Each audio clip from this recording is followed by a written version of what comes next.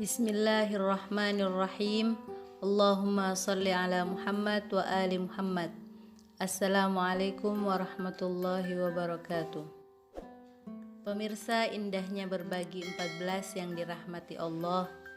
Jika kita meneliti kembali aturan-aturan yang ada dalam Islam, kita akan dapati bahwa Allah Subhanahu wa ta'ala lebih mementingkan hak hambanya daripada hak dirinya. Berikut beberapa contoh yang berkaitan tentang hal tersebut. Pertama, anak laki-laki dan perempuan sebelum balik, dia tidak punya kewajiban untuk melakukan perintah-perintah Allah. Namun, saat dia merusak atau memecahkan barang orang lain, orang tuanya atau walinya bertanggung jawab untuk menggantinya. Contoh kedua, saat kita akan melaksanakan sholat sebagai haqqullah dan ada barang orang lain yang kita pakai, seperti tempat sholatnya atau pakaian sholatnya, maka kita harus meminta kerelaannya terlebih dahulu.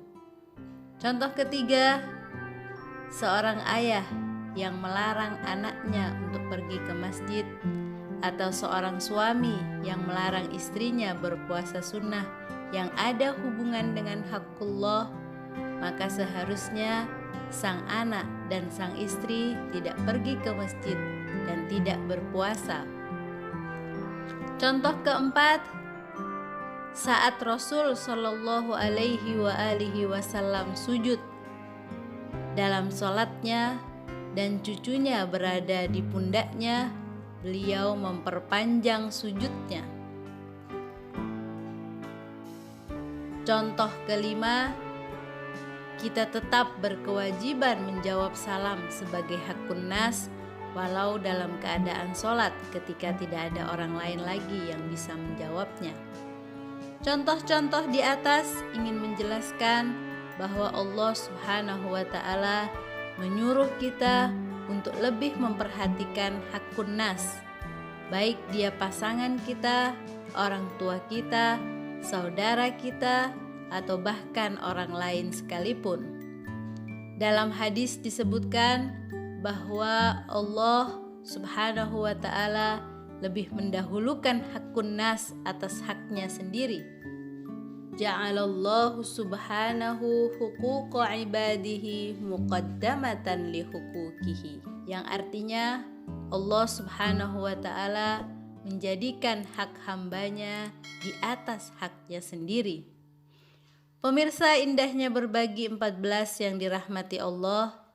Oleh karena itu, dari uraian di atas bisa dipahami salah satu cara agar kita mendapatkan keberkahan bulan Ramadan lebih banyak lagi, hendaknya kita lebih memperhatikan tentang hakun nas, yakni hak dengan sesama manusia.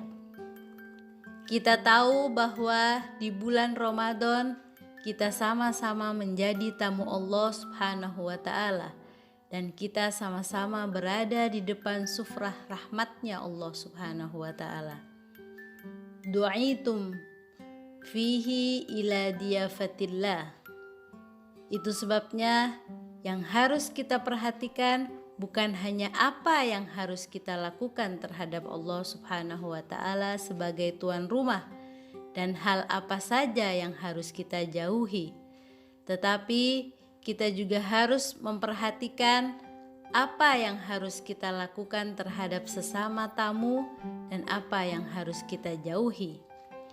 Saat kita hadir di sebuah undangan jamuan tertentu misalnya, yang kita lakukan, kita tidak hanya menunjukkan perhatian dan penghormatan kita pada tuan rumah saja, seperti menghargai suguhan tuan rumah dan menempati tempat yang sudah disediakan, tapi di sisi yang lain kita juga menghormati para tamu undangan lainnya, tersenyum saat bertemu dengan mereka, berjabat tangan dengan mereka, bertanya kabar mereka, dan berusaha untuk tidak mengganggu mereka dengan ucapan dan tindakan kita. Jika ini sudah kita lakukan, maka kita telah menjaga dan memperhatikan hak tuan rumah dan para tamu undangan lainnya. Dan saat kita semua melakukan ini, maka acara tersebut akan berjalan dengan baik dan lancar. Tuan rumah akan merasa senang karena telah memberikan kebahagiaan pada para tamu undangannya, dan para tamu undangan pun demikian.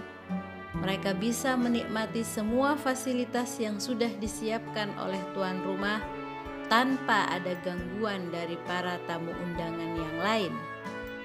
Contoh ini bisa kita ibaratkan seperti ketika kita menerima undangan jamuan dari Allah Subhanahu wa Ta'ala di bulan Ramadan ini. Walillahil masalul a'la.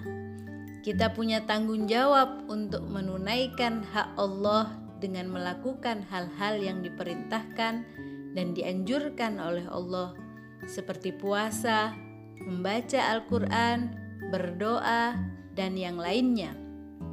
Begitu juga menjauhi hal-hal yang dilarang oleh Allah.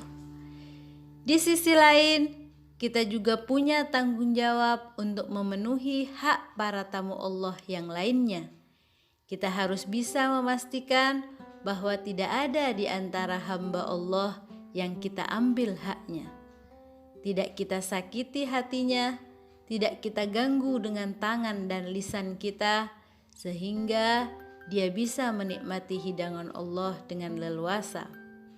Tidak perhatian terhadap undangan lain juga termasuk hal yang tidak disukai oleh Allah Subhanahu wa Ta'ala.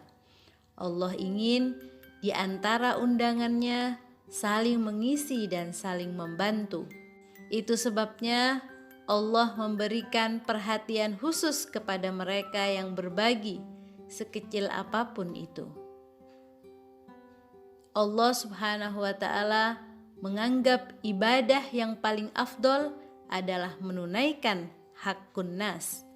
Ma'ubidallahu bisyai'in afdala min adai haqqil mu'min. Yang artinya Allah tidak disembah dengan sesuatu apapun yang lebih afdol dan utama dari menunaikan hak seorang mukmin. Biasanya kita berupaya khususnya di bulan ini untuk mendapatkan keridhaan Allah Subhanahu wa Ta'ala saja. Namun kita lupa untuk mendapatkan keridhaan dan kerelaan dari sesama.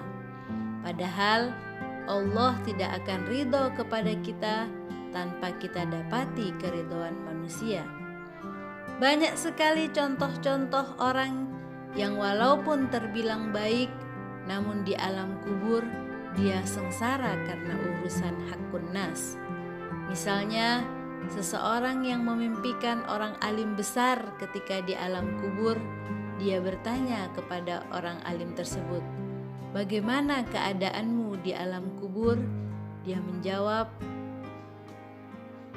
"Keadaanku baik, namun ada kalajengking yang selalu menempel di jari-jari kakiku dan terus menyengat jari-jari kakiku."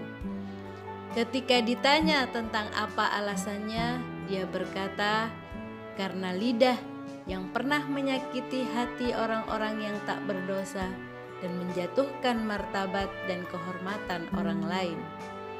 Mari kita bersama saling merelakan dan saling memaafkan atas kekurangan dan kesalahan kita masing-masing, sehingga kita bisa mendapatkan keridhaan dari Allah Subhanahu wa Ta'ala, khususnya di bulan yang suci ini. Karena saat haqqun nas tidak tertangani, maka bulan Ramadan takkan lagi berarti. Wassallallahu ala Muhammad wa alihi tahirin. Assalamualaikum warahmatullahi wabarakatuh.